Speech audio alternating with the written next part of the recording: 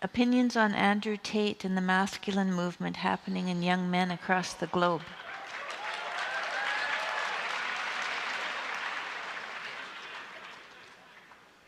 Well, I really haven't said anything about Andrew Tate, and I probably won't tonight. But well, I'll make a few comments about the Andrew Tate phenomenon. I would say is that the mystery is, there is a mystery in relationship to Andrew Tate, and the mystery is, why is he so popular?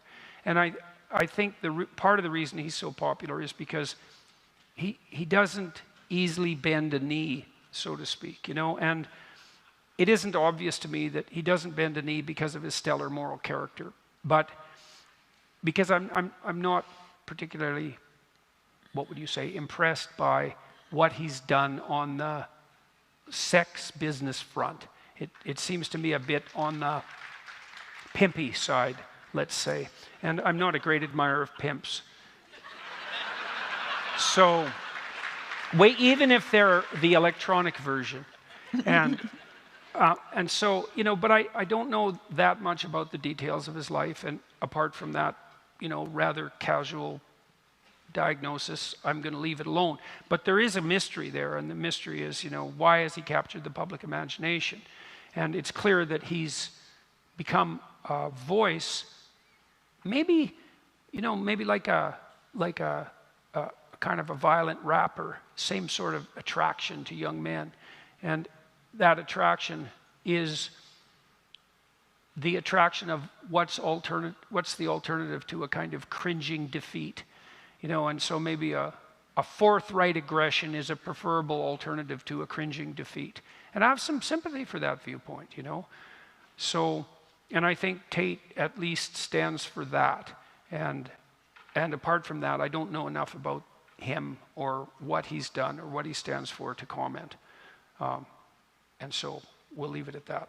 I think comparing the Tate phenomenon, which is sort of like this sort of like super exaggerated sort of alpha, take control of your life, grab life by the balls or by the horns or whatever sort of take on Andrew Tate and sort of the red pill rhetoric in general. I think that comparing that to sort of the aggressive nature of sort of gangster rap is kind of similar, because gangster rap spoke to a lot of young black men who most likely had no fathers, were raised by single mothers, who may have felt demoralized or defeated by life, maybe the rhetoric around them, that they're oppressed and they're victims. And then you have these Tupacs or whatever gangster rapper you want to put in its place telling you you're a badass, you're a killer, you can do whatever you want, you can have the change, you're gonna have the girls and all these things.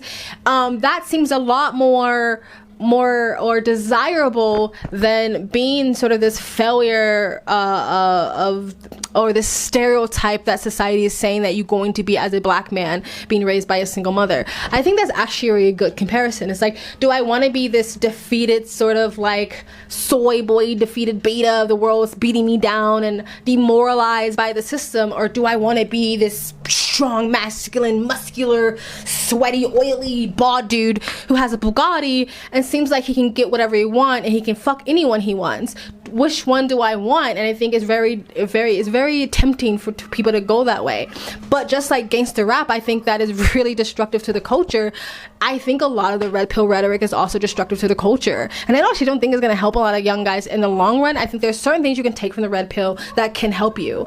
But trust me, as a woman, I've been approached by men who I can tell listen to the red pill, and they're not going to get any girls. Because I don't think people haven't told them not to say those things out loud. Part of the reason that people like Andrew Tate are so attractive to young guys is because they do put up that false confidence. There's an element of what he says that's very attractive to bedroom basement dwelling losers, because he's at least there out in the world, taking the blows, and he's got a fast car and he's flashy and he's attractive to women. But a lot of what he's done, especially with women, doesn't just border into the psychopathic, it crosses the line.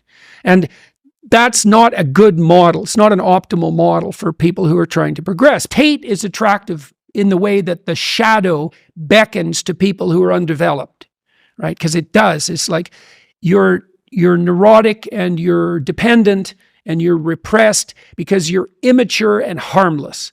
Well, one way out of that is to stop being harmless. And one of the things you can say about Tate is that he's not harmless. Right. Well, it's a virtue. Now, it's a virtue that has to be bracketed. It's like cynicism is a virtue compared to naivety, but it's not virtuous in and of itself. It's a step on the way. The rising attractiveness of figures like Andrew Tate speaks to the danger of demoralizing young men. Because if you demoralize young men, you make, what would you say, charismatic bad men become much more attractive. Because they're the men who say, well, to hell with all of this idiot constraint and pathetic morality. I'm just going to go and do whatever the hell I want. This is kind of a narcissistic route to self-aggrandizement and attainment. I personally do not think Andrew Tate or majority of the red pill community actually care about the young men that they speak to. Okay, I'm back. You know how this works by now. My phone ran out of battery. My camera ran out of battery. I think most of the red pill, and just like a lot of influencers or people with mics, even the women on the women's side who are relationship coaches and are feminists or whatever, influencers, I think a lot of people are in it for themselves. I think they're in it to make money. I think they're in it for more influence and just to grow their own success. I don't think they care about the people they're speaking to. But maybe that doesn't really matter. Like if someone's getting something out of it, maybe it doesn't matter whether the person they're listening to actually cares whether they fail or succeeded, or actually cares if the rhetoric or the information or the advice they're giving to them is going to ultimately put them in a bad place. I don't think telling young men to drive themselves into the ground to obtain money and material possessions just for pussy or the variety of pussy, I don't think is great. I don't think the obsession of material possession and the obsession, having that as your values, I think is junk. I don't think money and material possessions should be your values, should be your core values. And I don't think trying to fuck anything that walks and be able to have the opportunity or the variety to be able to fuck anything that walks, I don't think that's also values that should be in the center of your life. I understand that trying to achieve those values or trying to achieve those type of success can put you in a certain place in life.